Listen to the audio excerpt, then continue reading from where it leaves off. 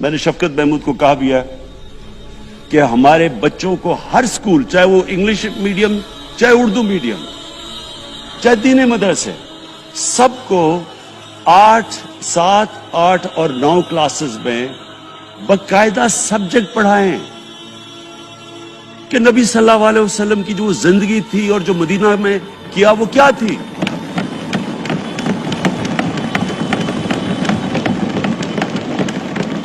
تاکہ ان کو پتہ چلے کہ اس ملک کا مقصد کیا تھا.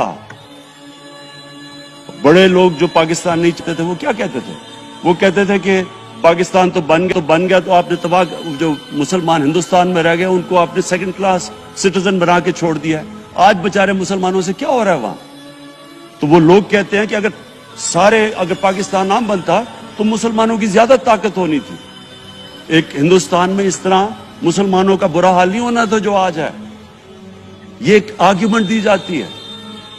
اور اگر ہم پاکستان کو جس مقصد کے لیے بنا تھا اگر ہم ادھر نہیں لے کے جائیں گے تو وہ ٹھیک کہہ رہے ہیں.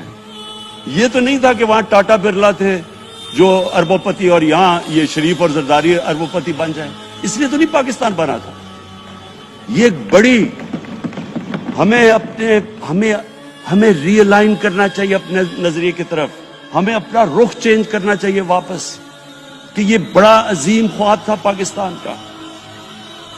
اور وہ جو تاریخ تھی، وہ جو اصول انہوں نے سیٹ اپ کیے، جن لوگوں کی حیثیت ہی نہیں تھی، یہ تاریخ کا حصہ ہے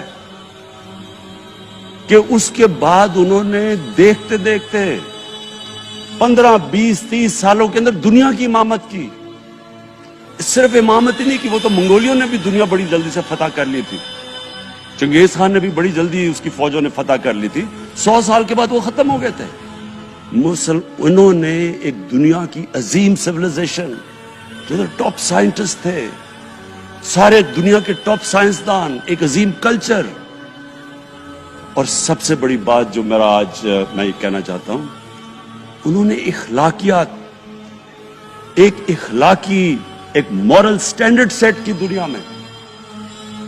جب مسلمان گئے انڈونیشیا اور ملیشیا، وہاں تو کوئی مسلمان کی فوج نہیں گئی، وہاں تو کوئی تلواروں سے نہیں فتح کیا. مسلمان تاجروں کا وہاں کردار دیکھ کے لوگ حیران ہو گئے کہ یہ کون لوگ آئے ہیں جو بالکل ان کی morality ایسی، نہ وہ کوئی دغا بازی کرتے تھے، نہ وہ کوئی دھوکہ دیتے تھے، اپنی زبان پہ کھڑے ہو جاتے تھے. لوگ ان سے امپریس ہو گئے کہ کون سی قوم ہے. دیکھیں اسلام ہم غلط فہمی میں ہیں، یہ سمجھتا ہے کہ جی تلوار سے اسلام پھیلا تھا. اسلام پھیلا تھا کہ وہ ایک انسان کے کیریکٹر کو ریفارم کرنے آیا تھا. ہم جب اللہ سے مانگتے ہیں، ہم نماز میں ایک ہی چیز مانگتے ہیں کہ اللہ ان کے راستے پہ لگا جن کو تو نے نعمتیں بخشی، ان کے نہیں جو غلط تباہی کے راستے پہ چلے گئے. صرف نماز میں ہم یہ چیز مانگتے ہیں، ہر روز ہم پڑھ کے یہ مانگتے ہیں. یہ 2 راستے ہیں، ایک ہے تباہی کا راستہ، ایک ہے عظمت کا راستہ. نعمتیں کس کو بخشیں؟ اللہ کے پیغمبروں کو. اور جو دنیا کا سب سے عظیم انسان، جو دنیا کا سب سے عظیم لیڈر، جس کو اللہ نے سب سے زیادہ نعمتیں بخشیں، ہمارے نبی صلی اللہ علیہ وسلم. نہ کبھی اس طرح کا انسان آیا ہے، نہ کبھی آ سکتا ہے. تو ہمیں راستہ بتایا کہ ایک ان کا راستہ ہے اور ایک دوسرا راستہ ہے، تباہی کا راستہ ہے. اور وہ جو ان کے راستے پہ چلتا گیا وہ ایک عظیم انسان بنتا گیا. ایک کتاب ہے، میں اپنے لوگوں کو ریکمینڈ بھی کرتا ہوں کہ دی عرب کانکویسٹ، وہ پڑھنے والی کتاب ہے. اس میں بتاتے ہیں کہ جب مسلمان ایک دم دیکھتے دیکھتے دنیا میں پھیل گئے تو کوئی ایک آدمی نہیں تھا. ایک تو بڑے عظیم سپہ سالار تھا خالد بن ولید، لیکن وہ جو بھی بنتا تھا وہ جنرل عظیم بن جاتا تھا. وہ اس کتاب کے اندر لکھی انگریز نے ہے. وہ کہتے ہیں اس کی کوئی ایکسپلینیشن نہیں ہے کہ یہ کیسے ساری دنیا پہ چھا گئے. نہ ان کے پاس کوئی لیٹسٹ ویپنز تھے، ایک طرف رومنز تھے، دوسری طرف پرشینز تھے، وہ تو سپر پاورز تھے. ہتھیار تو ان کے پاس تھے، نہ ان کے پاس ہتھیار.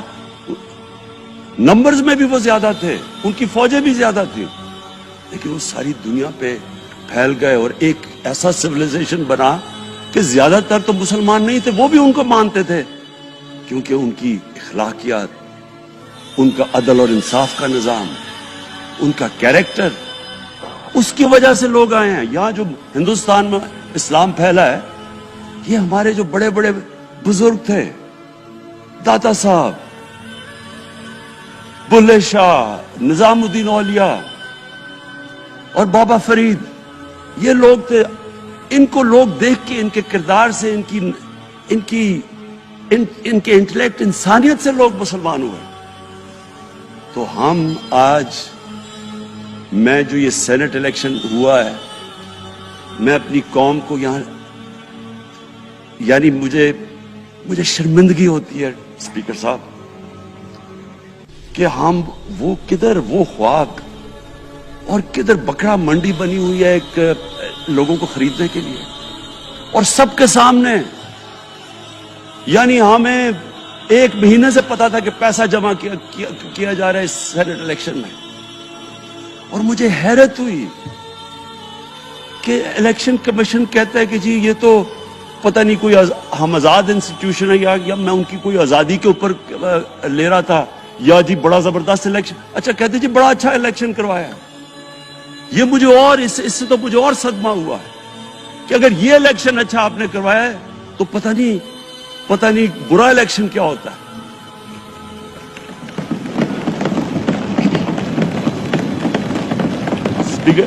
اسپیکر صاحب یہ دیکھیں, مجھے یہ افسوس یہ ہوتا ہے کہ ہم ایک چیز سمجھتے نہیں ہیں. ہم کہتے ہیں نا جی ہمارے معاشی حالات بہت برے ہیں. دیکھیں جی ہماری ڈیفیسٹ تھے, یہ ہمارے کرنٹ اکاؤنٹ, یہ جو بھی ہم کہتے ہیں, قرضے چڑھے ہوئے ہیں. یہ جو قرضے چڑھے ہوئے ہیں یہ ایک بیماری کے سمٹمز ہیں. بیماری کچھ اور ہے. اخلاقی طور پہ ہماری قوم کو تباہ کیا ہے, پھر معاشی تباہی آتی ہے. آج مجھے ایک ملک کا بتا دیں جس کی اخلاقیات اوپر ہو, جن کے مورل سٹینڈرڈز اوپر ہوں اور وہ غریب ہو. ایک ملک مجھے بتا دیں, اور کوئی ملک مجھے بتا دیں جتنا مرضی پیسہ ہو, وسائل ہو, سب کچھ ہو, لیکن وہاں کی بھی جو لیڈرشپ کرپٹ ہو, وہ مجھے بتا دیں کہ اس میں خوشحالی ہو. دیکھیں یہ ساتھ ساتھ جاتا ہے.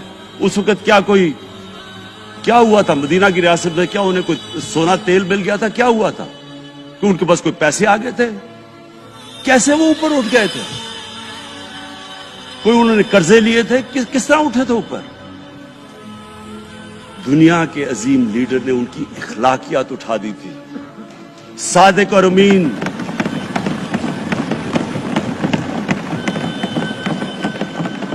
ایک قوم, انہوں نے ہمیں بتایا, ہمیں قرآن میں اللہ حکم کرتا ہے کہ ان کی سنت پہ چلو. اللہ جب ہمیں کہتا ہے ان کی سنت پہ چلو, کیا ہم اللہ کو کوئی فائدہ پہنچا سکتے ہیں؟ ہماری بہتری کے لیے کہتا ہے. قرآن شریف میں سب کچھ ہماری بہتری کے لیے اللہ نے, یہ تمہارے لیے بک آف گائیڈنس ہے ہمیشہ کے لیے, اور یہ ہماری بہتری کے لیے ہے.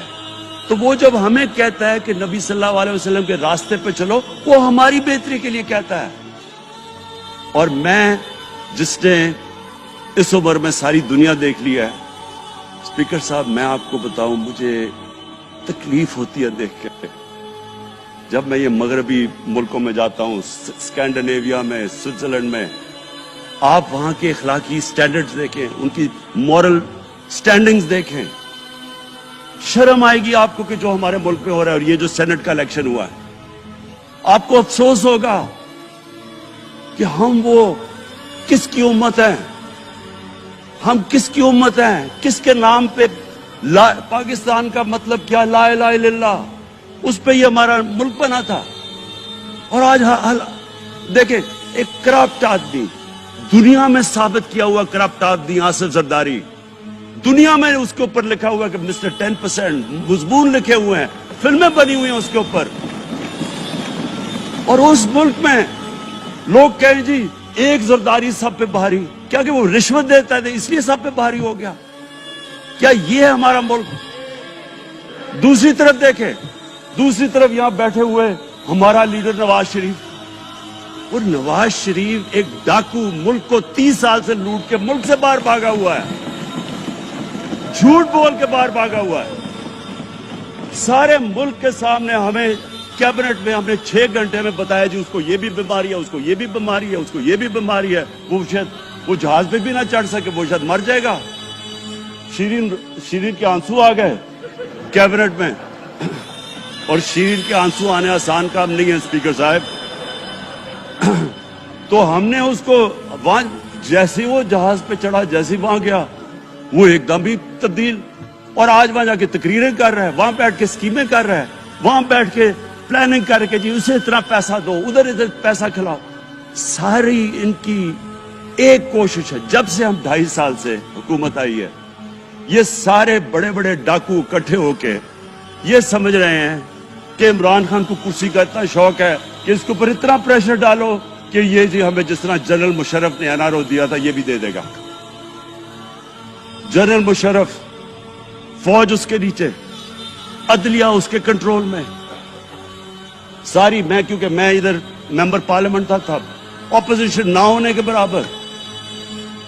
जो ऑपोजिशन के अंदर जो मेन आदमी था फजल रहमान, वो उसके साथ मिला हुआ था, वो 2 नंबर हमेशा से था। राइट